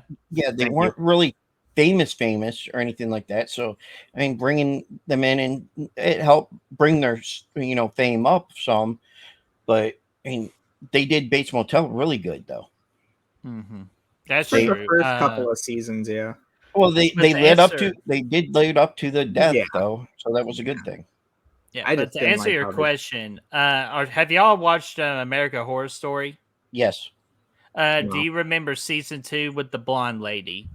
Yes. She would be an excellent Pamela Voorhees, in my opinion. Yes, exactly. Not Sarah Paulson. No, not Sarah Paulson. No, I can't remember her name in my head. I know who you're talking about. I just don't. My wife could tell me if she was sitting here. Because she was also season 3 in The Coven, where she's that force lady too. Yeah, and I agree with you. That would be a perfect one. Now, what about the movies? You heard that there is a movie in the works now. Sean Cunningham's gonna do it. And the funny part is my favorite thing I'd love to see when I see that pop up, and you have all these people saying, "Well, they can't use certain things," and they're like, "Well, duh, they're working together now." Dumbasses. All I want to say is, you dumbasses, learn how to read. Say it. That's what I fucking do. I don't care. They find my fucking podcast. What are they going to say? Oh, you called me a dumbass? He was mean to me? I call fucking half the people that think I'm a fake Vikings fan dumbasses. But yeah, it's, here, there would be another question. And who would you want, would you want them to reboot it, or start it soft reboot, or would you want a total reboot? That's tough. I'd probably say a soft reboot because mainly the hard reboot's going to go to the series on A24. Yeah. That's what I think. And I'm more excited for the series than I am with the movie because with a series, it's something that Friday the 13th hasn't really gone to that direction before, and it has the opportunity to reestablish itself and to fix a lot of the wrongs that the franchise has dealt with, with the inconsistency of some things. I think hey, Jason came in the second one. We thought he was dead and blah, blah, blah. because originally Jason wasn't even supposed to be a big thing until Right. Well, yeah, because Victor that Miller. people were interested in the story and they added him in the second one. But like the series has the chance to have everything tie in and make sense while telling it fresh for a newer audience and all that. Now, So that's why I'm excited for the series. But for to the me- movie, I definitely want to see Friday the 13th because Jason's my boy. That's my personal favorite franchise, as you can see with my mask right here, signed by 3 Jason Voorhees. Show you all mine, but they're all I got the over one here. Mark sent me, but it's still, I haven't taken it out other than when I showed you that night, Mark, because I have nowhere to put it right now. So once I get settled and all that, I will. I gave him one that was signed. I had to. And if it's the movie, we better bring back Mr. Derek Mears as Jason Voorhees. I see. I no. Love that. First off, I met him. He's one of the nicest people you will ever meet in your entire life. Well, I just love how he played Jason Voorhees. Well, I like that, but I'm also a Kane Hodder fan. So yeah, but you can't bring those two in because Kane's too old. And no offense to Kane, if he watches this, Kane, I'm sorry, but they don't want to use him anymore because they consider him too old. Well, they could use him for a cameo, which I'm okay with that. He's working on the Texas Chainsaw game. He's done with that now. He's working on a movie that he created. Oh yeah, but if it's Friday the 13th and they get the right cameo for him, he'll freaking drop everything he's doing. Hell, you could do that for every Jason, really. Just don't have him call Jason a pussy like they did in Jason Goes to Hell. But oh my god, okay, I'll agree with you, Derek Martin. He was good. He really was. Go younger and go with someone. Fine. No. Hold on. Then fine. Let's go with someone young and older. I'm going to go with one person that I could know that would do the job right. Jason Brooks. Yeah. Interesting. But at the same time, you got to go with someone, and they don't need a big name actor to do it. No, they don't. It's The Mask. That's all you care about. And him with the machete and killing people. Okay, that's actually where I will disagree with that. Just because it's not about just the guy in the mask and all that. It's the mannerisms of the character. And that's why a lot of people love King Harder, because he brought out the best of like the presence and the intimidation factor of Jason Voorhees, because Part 7 Jason is my all-time favorite look. Well, like if I saw Part 7 Jason in real life, I would be shitting my pants and be praying for him not to kill me. Nick Castle back to do the breathing and then to help yeah, exactly. And he perfected the walk that everybody talks about too. So like I feel like that is a very important decision on who you hired to do that. The most underrated Michael actor of all time though, Dick Warlock. Damn right. I absolutely agree with that. If I would have ever met Deborah Hill before she passed away from cancer, I would have been like, well, you were there. If you didn't like the way he was walking, why didn't you coach him on that? Or why didn't you call Nick and say, "Hey Nick, we got someone playing Michael. Could you kind of help him out with the walk?" Other than that, Dick Warlock was really because good. Nick Castle is why can I not just play Michael? Exactly. That's why he didn't want any part of it too. And plus, again, it's the same thing with John Carpenter. There was only supposed to be one Halloween movie. Well, they did so well. The fucking Halloween, no Halloween movie has topped one. None of them. You didn't need another one. Not even close. You could have made the first one and then waited it until the 10-year anniversary, brought out Michael back. Mm-hmm. But because the sequels was a new thing back then, it was gonna eventually happen. If it wasn't Halloween, it would have been Friday. If it wasn't Friday, it would have been Nightmare. That it's Hollywood either. Yeah. So. They want to fucking milk that shit for all it's worth. Oh, absolutely. And especially with 2018 and it made over 200 million. Yeah, absolutely. But to let me ask you guys a question, as I know we're tying things up here. With the movie, who would you want to direct Friday the 13th? Because to me, there's one really good answer. I'm biased. Yeah. I either a throw up between Peter Anthony or Tommy McLaughlin. I'd I'd go with either one of them. And Tommy was great to talk with. He Oh, has yeah, a lot he of was great great. ideas, but I love his ideas. I think that would be a good one. If I was working on anything, well, look at what he had to do after Halloween. Fucking goddamn it. Friday the See? 13th Part 5 with Roy. I mean, it could have killed the franchise. And then he comes in as the director for Part 6, has to bring Jason back, has to make it look good, all that shit. And he did a wonderful job. I mean, why they didn't have him work on 7, sign the motherfucker. The only grip I have on with Part 6 is that they made it too goofy.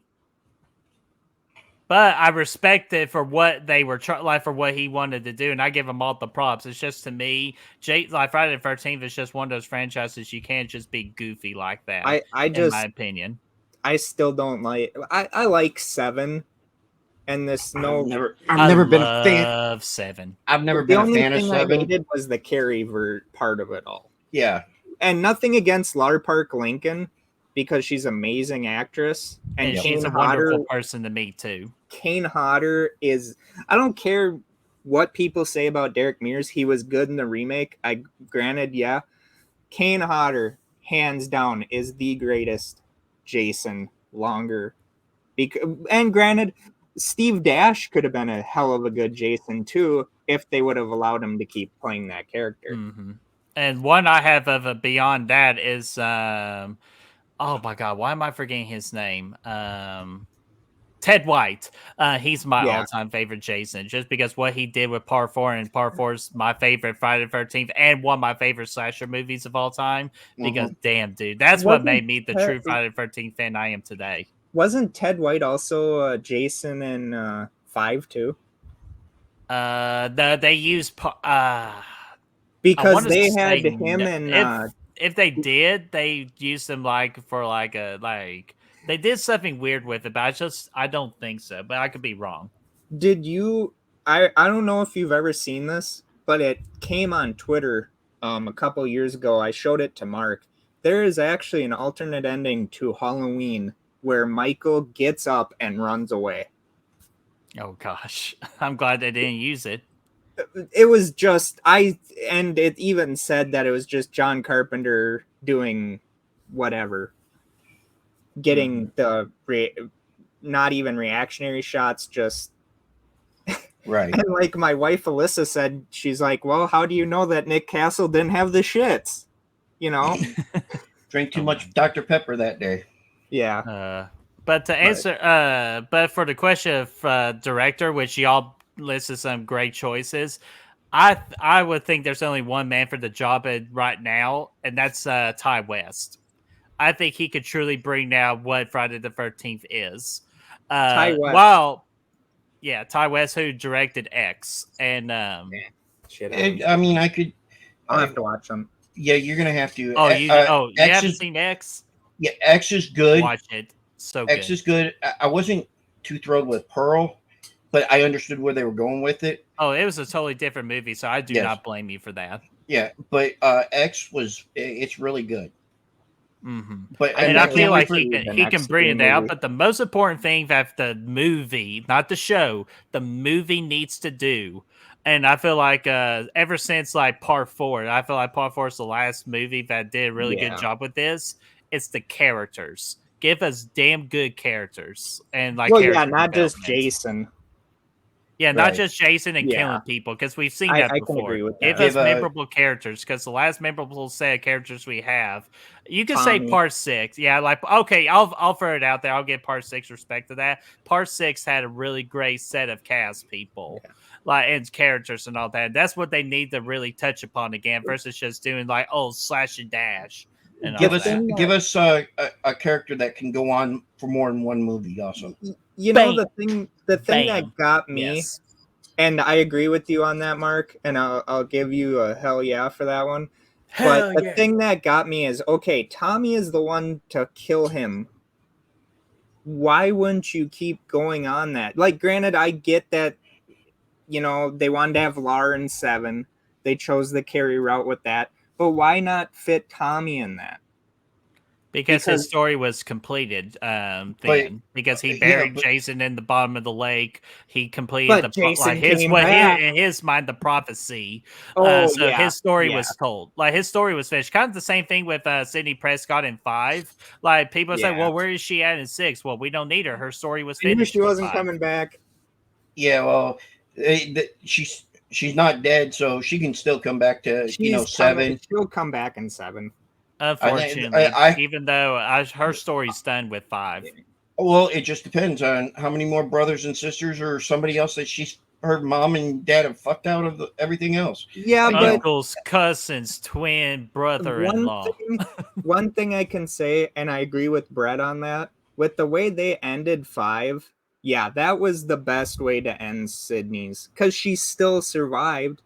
They killed Dewey, while stupid. passing the torch. Yeah, I want did everything she was supposed to do. And the reason that she's not in 6, it's just they didn't want to pay. Not only, I know everybody's saying they just didn't want to pay her, and yeah, I'll admit that's true. But at the same time, what else can they do with Sydney's character? Yeah, eventually you need to. Stale. Right. That's like Gail. Exactly. I have money on die in 6. She's gonna die. I think she needs to die now. She's gonna die. Dewey's dead. Sydney's not back. Well, you can only kill one legacy character. Dewey shouldn't have died. It was building up to do that, so I agree with the call. Plus, you needed that emotional impact blow, and they completed that. Dewey's the only. Plus, they had to carry on the Scream legacy, where you gotta expect the unexpected. Yeah. Dewey's the only one that's died in 3 separate movies, and they kept bringing him back. Yeah, he should have died in 4 too with the toilet pan. Well, I told my daughter Liberty. She was like, we were talking about it. I was like, well, Dewey could still be alive. He's been through a lot less. And she goes, well, both knives on both sides. I was like, come on, he's been through more. They gutted him so bad in that movie. No, but if Gail does not die in this one, then they did something wrong. You got to eventually. To get all the legacy characters gone, even writing her off without killing her, because she's already been done. You don't need to kill her. If you kill her, my God, pray that the Scream fans don't come after those directors. With Gail, and I'll even add on to it a little bit. The reason why I think she dies in this next one, which I can't wait to see it in theaters, that's March, isn't it? March the 10th or March the 9th if you go a day early. Yeah, me and my daughter's got it on schedule. And the reason I say this, you've already took everything from her. You took Dewey, even though they got divorced, you killed Dewey. Why do you need her? What else has she got to do? Exactly. Well, it's a perfect time to do it. They're killing whoever guy that lives in her house. She's the only one, as far as my daughter was mentioning this, she's the only one that has never got a phone call. Tell them now. She was supposed to, but who picked it up? 4? No, because she got stabbed in 4. No, she didn't get the call. But she didn't get a phone call. Oh, right. Yeah. She was on the video, but she was supposed to get the phone call in 2. But who took the phone call instead? Randy. And Randy talked shit. And Randy talked shit about who, and he died for it. Yeah. And that's the only reason. That's the only reason why. And yeah, Randy's been mentioned in all the movies since then. He's either had a video. He was supposed to have a video in 4, but for some reason, it didn't. He actually wasn't originally supposed to die in 2 either. Mm-hmm. I think Kevin Williams came out and said that. He was like, "Yeah, but you had to make one die though." Well, but again, that's like that big thing. You gotta let a big person die, or what kind of impact do you have? Exactly, and that was one of the biggest impacts right there. With Randy, the reason I think he died the most is because he could think like the killer does, because he watched so many horror movies. Yeah, and but he always knew the rules. I didn't disagree with Randy dying, but I disagree with him dying in 2. He should have died in 3. Yeah. So that's my die in 3, kind of honestly, him and Sydney had a little thing going. Yes, I agree. I said that should have happened. I think I that felt they like should that allow shit. them. Like you could tell in the second one, the chemistry was there for it, and I thought they were going to set it up for the third one, and then have him go just because it's the third one, it's the finale. But You got to do no. something even epic. But man, they pulled that trigger too early. Like again, I don't disagree with it. I just felt like we could have built on it and make it more impactful in the third one. Well, one of the things I heard, and like I said, my daughter's she reads up on this shit a lot. Dewey was supposed to die in the first one.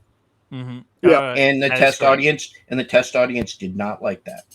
Well, supposedly he was supposed to Sydney die in was the supposed second to one die. too, but again, they just love the Dewey character so much. Yeah. Yeah, well, Supposedly he made Sydney it. was supposed to die in the first one too, because they wanted to do the shock thing. They wanted Well, her they to definitely would have. survive, and then at the end she'd die.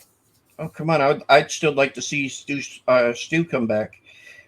He's not gonna come back. I know, but No matter how many fucking scenarios they put of how he survived, he did not fucking survive. hey, The amount of even Wes blood loss Craven and then a said he TV died. crushing you. well, and Kevin electing you. Williams came out not too long ago and said, "Hey, look, the fucker's dead. Come on, Yeah, over." let it And go. that would have been a great one if they would have been able to do the third one the way that they But were now with supposed to. the shrine thing that they showed in the trailer, it kind of makes me wonder if it doesn't have something to do with Stu. I think it has somebody to do with part 3. No, I think what we're getting is the one that we were supposed to get with, what was it, Scream 2 or 3 that 3. got changed because 3. of Columbine? I think that's what it's going for with this one. I think because you see them on the fucking train and you see not one, not two, I think you see like 5 Ghostface before the 3. first one shows up. 3. Well, whatever. You see that many Ghostface, so you can't tell me there's not like a fucking, and I don't want to say cult of them, but like people that are like so fucked in the head that they want to Could there carry be? on. Yeah, exactly. Is there more than 2 this time? Well, that's what they're showing in the trailer, which I think in the trailer they kind of gave away. I'm not wanting to say they gave away a lot, which they didn't, but they gave away a little bit more than what we needed. But remember, it was it was during like the Halloween season or Halloween horror convention, which I'm pretty sure they say it was the Halloween season, like the setting of the movie New York during Halloween. That people were dressing up, so easily people could be dressing up as Ghostface because that's exactly what they did in Scream 4 when they were celebrating the occasion and all that too. Yeah, so and having with that the party. museum. So I think, in my opinion, I do not believe they're going to go the cult route, even though it would be cool to do it, but I don't think they will. I think that having more than 2 killers would be great because they wouldn't expect it, but I don't expect it. I don't expect more or less than Normally, when I watch the Screams, I'm like, okay, there's going to be 2, except for one. Scream 3. That shrine, even though they had it as 2, but they took her out of it. Right. The shrine is that's the one that tells me there's going to be more than 3. The museum. They call it a museum. The shrine, the museum, right. whatever. Well, actually, it is the museum in New York that they actually have out there.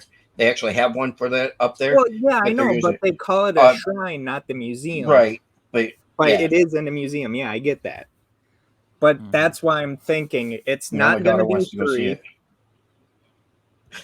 I might be pressed to say it's 4, but if it's 5 fucking killers, see, I think that's too much. Yeah, I think 5 would be too much, but 3 would still be pushing it. It's good to have 2, but it would not surprise me if they only had 1. Flesh the character development out on the killers. Right. It could work. It could work, but 4 or 5, I would, depending on how you could flesh it out with 4, would be okay, but 5, yeah. Oh, simple. Like even with 3, you kill 2 of the 3. If in the third one, you do the thing that the franchise has yet to do is keep one alive, exactly. That's what I was about to say. And to carry on to the 7th one. That's what I was like about. That one, the chances of that happening, for my opinion, is 85%. Sort of like what they did on the Scream series, in a way. Exactly. In Scream, but they never told us who it was. In Scream 1 now, it's kind of weird, but I don't know if it was Kevin Williamson trying to just fuck with people or who I heard this from, but supposedly there was actually another killer that we didn't even know about. Supposedly, no, that was in 2. No, because in Because when they pan out, in 1 there was supposed to be another killer. well, and from what I read, it was 2. And when they pan all the way out from the school, it's supposed to be the killer looking down on them. Because supposedly they say Billy doesn't kill, and it's Stu and someone else, but then Billy was the mastermind of it all. I'm trying to get the novelizations for them. Yeah. I wish I could get the novelization for the original Halloween book, but I'm not paying that fucking money for it. Same with Friday the 13th. I'm not paying that. But if they would go back into print, which they should, the only reason they cost that much is because they don't print the books anymore. It's stupid. That's because everybody reads the shit online. The author even said, he's like, yeah, I'm all down for them reselling it. It's just whoever owns the fucking shit doesn't want to do it. Yeah, you know what we should do? Set the books up behind us, taking shape, and keep promoting those damn things. But the one thing I don't like about the first Halloween book is how they say Michael kills people.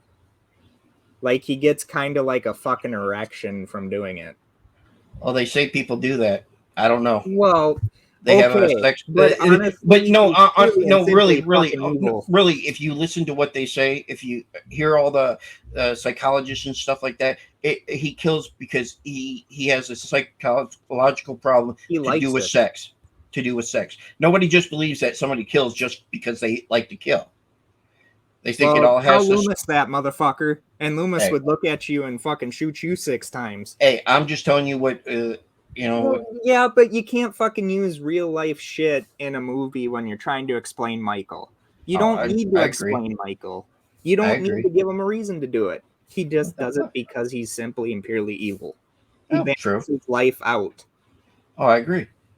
Which I think is the weirdest fucking thing I've ever heard, but in reality, it is kind of that way. He balances it out. Shit, we've been talking for 2 hours. Yeah. Wow. Holy fuck. All right. Sorry about that, Brett Man, but we loved having you on here. Hopefully one day we can be on your guys' podcast.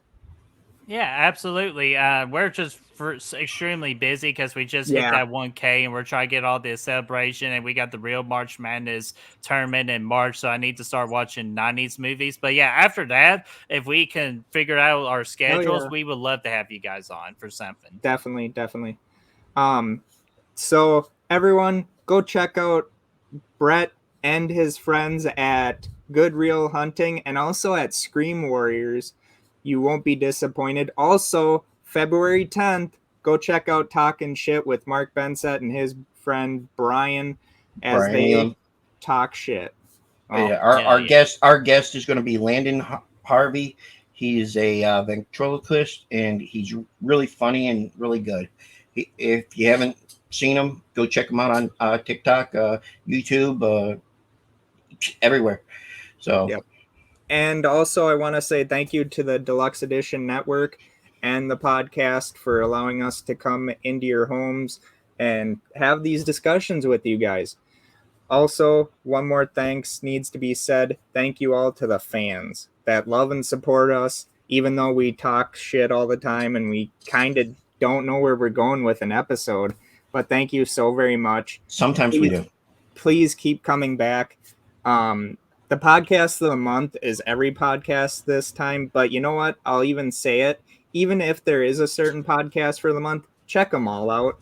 They're done by wonderfully creative people, and, subscribe their stuff, and tell your friends because it helps them grow, and then they can get more content out to you. So this is Steven Jarvis. That's Brett. That's Mark. I'm Mark. This is Luca. But see you later. Bye, guys. See you later. Oh.